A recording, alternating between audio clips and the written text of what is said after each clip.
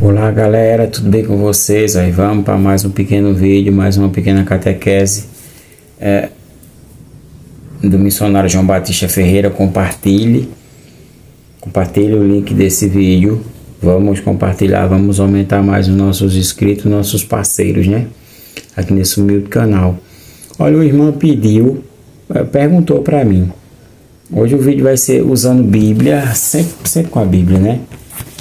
Aí, usando Bíblia, minhas duas Bíblias preferidas, né? Tem a outra ali, Bíblia, a Vulgata São Jerônimo, mas é um volume grande, eu não uso tanto, contexto original, né?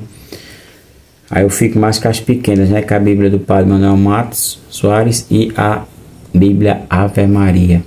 Uma irmã, ela me fez uma pergunta, né? Ela perguntou, né? Quantos anos eu tinha, como foi que eu comecei, né, esses estudos bíblicos, em que trabalhava. É bem interessante que a pergunta que ela fez uniu se eu era casado, se eu não era. Ela fez uma pergunta bem interessante, né, que ela queria ver a logística de como eu vivia, né, e como eu consigo encaixar a vida de um homem casado que tem que trabalhar, cuidar da família, com os estudos bíblicos que não pode parar, né? A gente tem que ter sede do Espírito Santo para querer sempre mais. O interessante era que um trabalho que eu faço, um trabalho anônimo, eu trabalhava justamente, nós trabalhamos no ramo aqui de paralelepípedo, né? A gente faz o paralelepípedo de uma maneira artesanal e aí já tem os compradores e vai, né, para as ruas, para a pavimentação das ruas, né? Aí eu, com o meu trabalho, eu trabalhava com alguns irmãos protestantes. Eu era, aos 3 anos atrás, galera, esse testemunho vai ser bom para vocês, porque muitos de vocês eram como eu, ou talvez até pior, né? Eu creio que os que assistem esse canal, eles já estão evoluindo, muitos deles já são até grandes apologistas, né? E outros estão evoluindo neste caminho. Eu era um pagão batizado. O que quer dizer isso? Um pagão católico batizado é aquela pessoa que só foi à igreja de pequeno, os pais levou para batizar e lá não tinha pisado mais, né? A questão de batizar uma criança, né? De ser assim padrinho em outras situações, somente, nada mais. Aí eu trabalhando com um irmão da Assembleia de Deus, um obreiro que já tinha 15 anos lá dentro, ele começou a me deixar um pouco, eu sempre fui uma pessoa que gosto de argumentar, mas quando partia para a Bíblia eu ficava muito desanimado, porque eu era um pagão, e ele era uma pessoa que lia a Bíblia, 15 anos praticamente ele tinha, dentro da igreja Assembleia de Deus.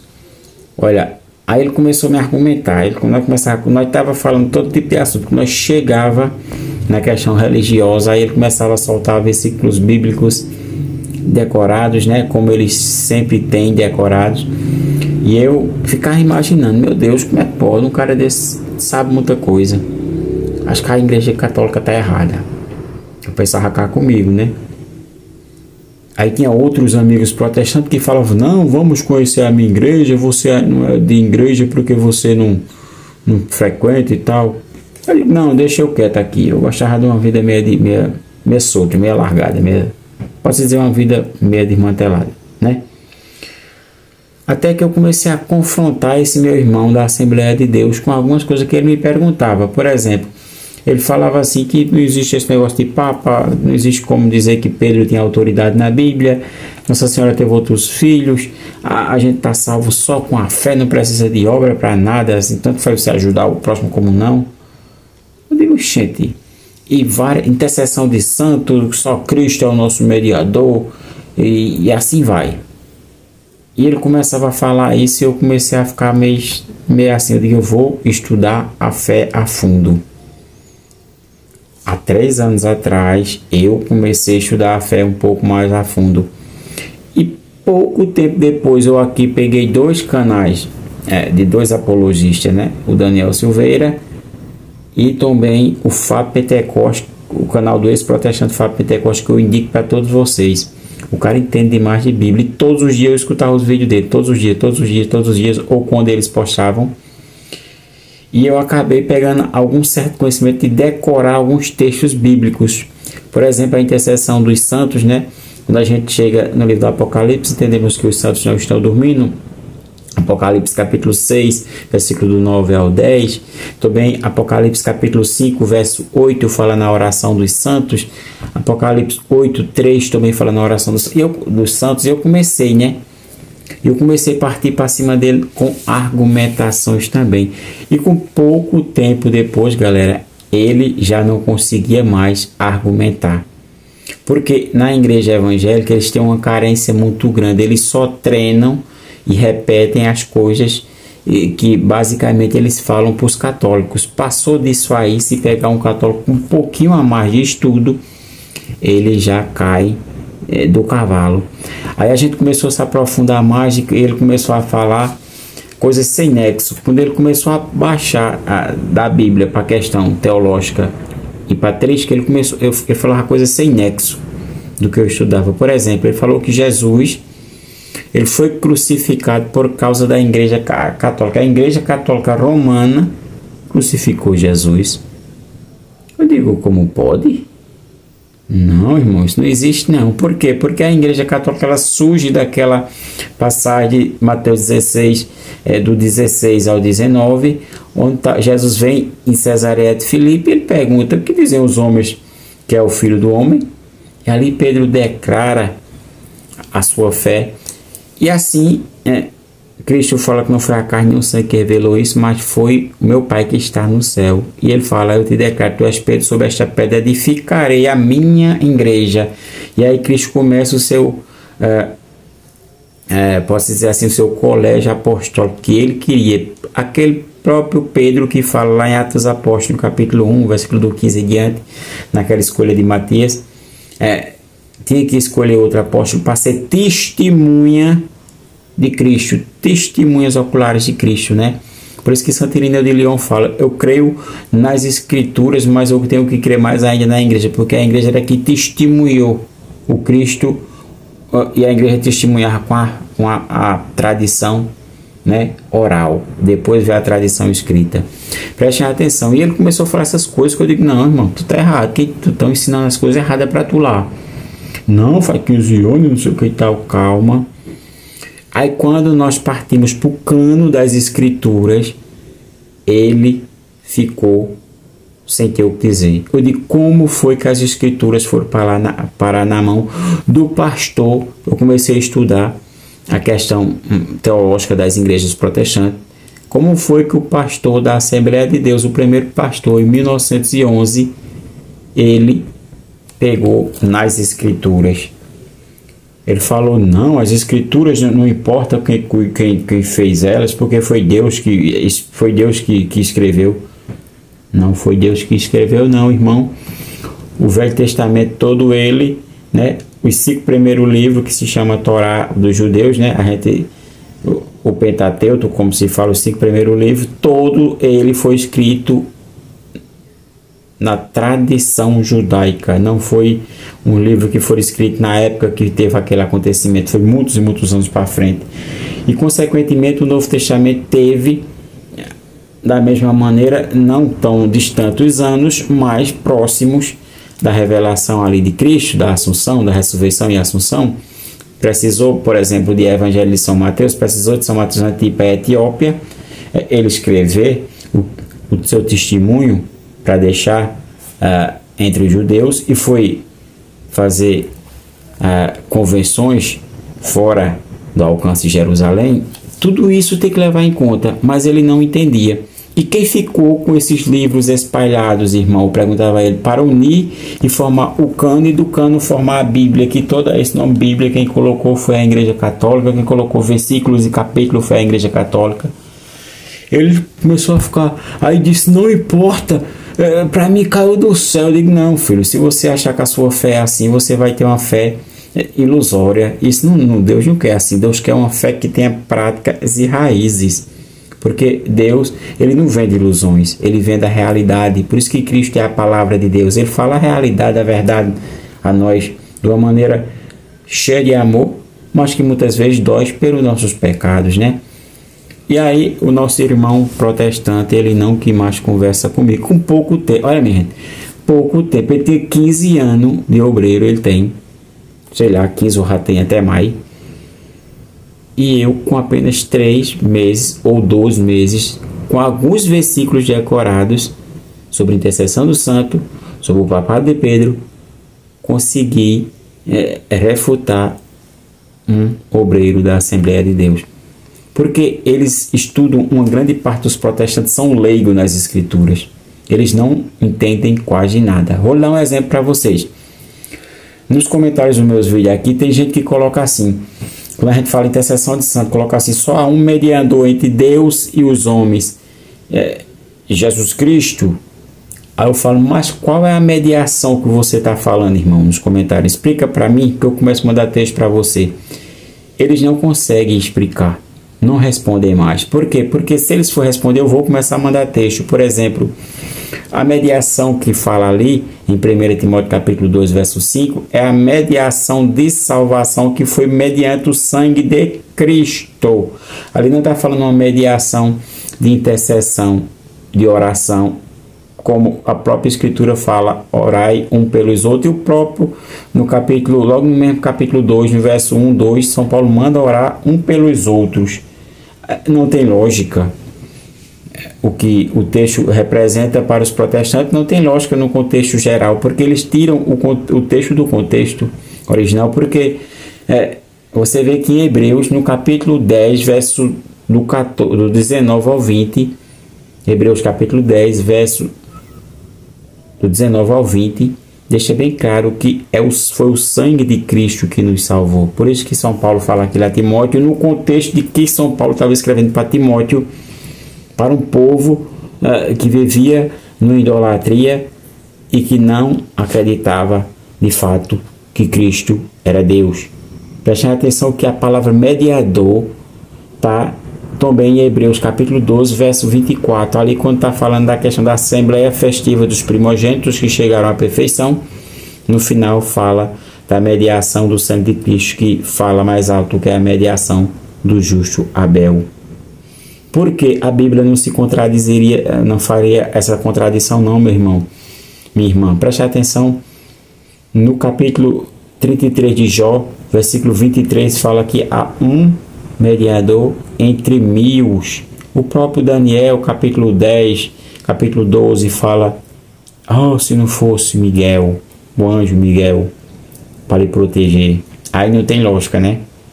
Mas vamos entender uma coisa que eu falei para ele, quando ele falava assim, só a fé basta, não precisa de obra. Ele não gostava muito de ajudar o pessoal não, mas é uma pessoa boa, mas tem o jeito dele, né? Eu rezo por ele, eu agradeço a Deus por Deus ter colocado ele na minha vida, né? Para abrir meus olhos, por sair do paganismo. Eu era um católico pagão. O católico pagão é aquele que é católico que só é batizado, somente.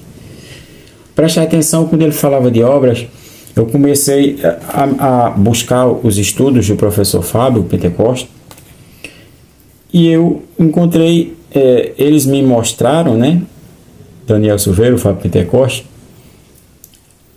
a carta de Tiago. Primeiro, Paulo, o próprio São Paulo fala, né? No capítulo 13 da carta de São Paulo, você já vai encontrar ali, logo no começo do capítulo, coisas interessantes, né? Do versículo 1, 2, 3, no versículo 2, especificamente do capítulo 13 da primeira carta aos Coríntios, São Paulo fala que não basta só ter fé, né? Não basta só ter fé. Aí Tiago dá essa lapidada no capítulo 2 de São Tiago, verso 14 em diante, ó. Que aproveitará, irmãos meus, se alguém diz que tem fé e não tem obra? Porventura poderá salvá-lo tal fé?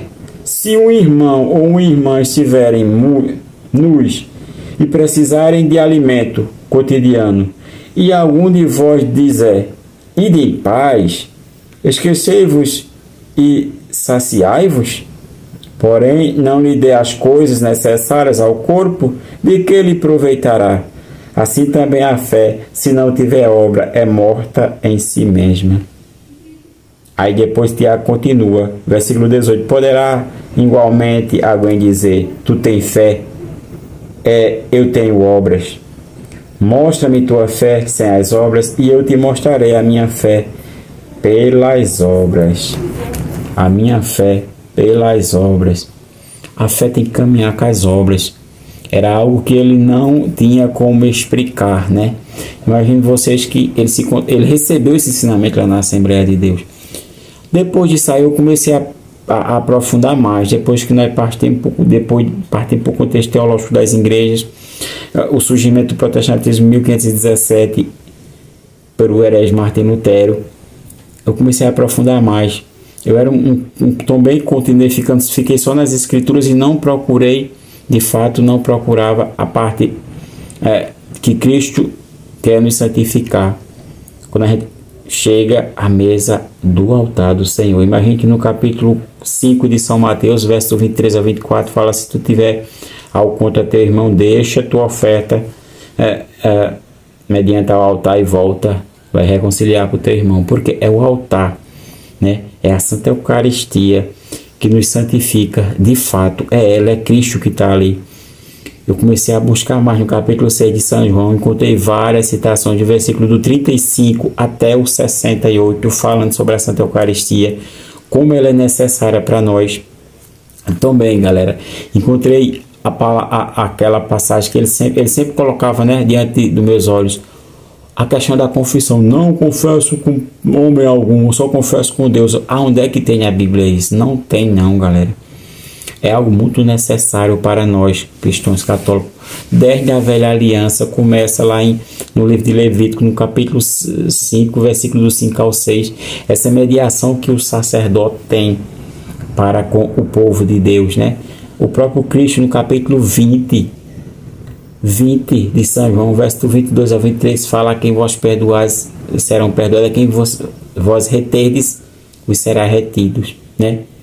O próprio Tiago, no capítulo 5, verso do 15 ao 16, fala, né, na questão da oração do sacerdote e de perdoar os pecados. Confessar os vossos pecados uns aos outros. Mas como eu vou confessar uns aos outros? Não tinha lógica. Se a gente não olhasse o contexto do texto, né? Estás vós doentes, chamais o sacerdote, né? Ou o presbítero, em algumas traduções. E com isso aí a gente vai encaixando as coisas e vai buscando mais. Por exemplo, o protestantismo, eles não crê muito na questão sacramental, quase nada, né? Porque a Eucaristia é um símbolo, é um pão. O batismo, muitos deles falam que batizam se quiser. Por exemplo, um irmão adventista conversando comigo, ele falou que o batismo é mero rito.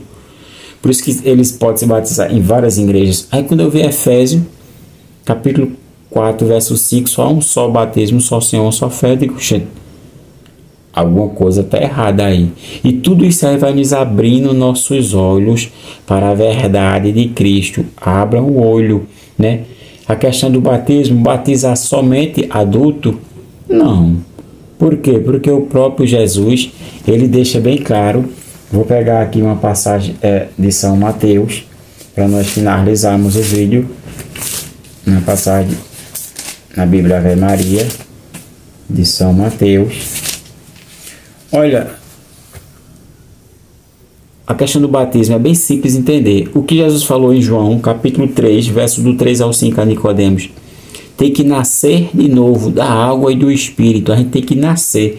Nicodemos até falou: porventura um velho pode entrar no ventre de sua mãe e renascer de novo? Não. É nascer de novo, né? Como é que a gente vai nascer de novo? Pelo batismo, né? Imagine que em Gálatas capítulo 3, verso 27, fala: revestirmos de Cristo através do batismo, né? Aí eles ficam com aquela questão de criança, no criança esquece que o próprio Gênesis deixa bem claro no capítulo 17, verso 12 ao 13, que Deus mandou Abraão circuncidar as crianças com 8 dias de nascido para entrar na aliança dele. Era preciso as crianças saberem que ia entrar na aliança de Deus? Não, mas é porque em Marcos 16,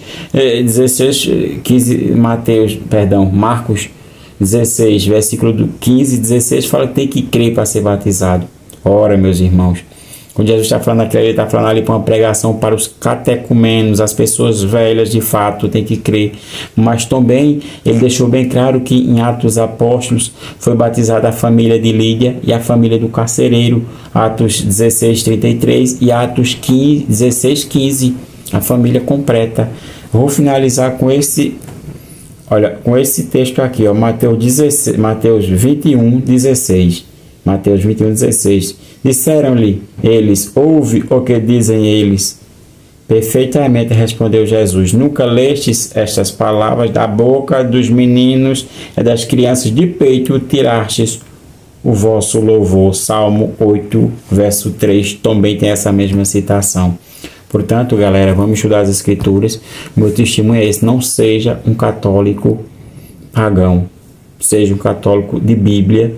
E se alguém tiver alguma curiosidade a mais, coloque nos comentários aí que eu estou aqui disposto, com a Bíblia, explicar para vocês o que eu passei na minha vida e também o que vocês estão passando, que eu creio que muita gente passa por problemas. E essa irmã que falou isso, ela está no caminho meio que querendo vir para o catolicismo, família protestante. Deus tomara que ela, Deus dê coragem a ela para ela de fato assumir, porque na patrística mostra que os mártires sofreram muito porque assumiram de fato que eram cristãos. Cristão tem que assumir, tem que dar testemunho. Basta a gente ler Santo Agostinho, Santo Irineu, Santo Inácio de Antioquia e vários outros. Salve Maria, viva Cristo Rei, que Santo Padre Pio rogue por nós. Nossa Senhora de Anguera, rogai por nós.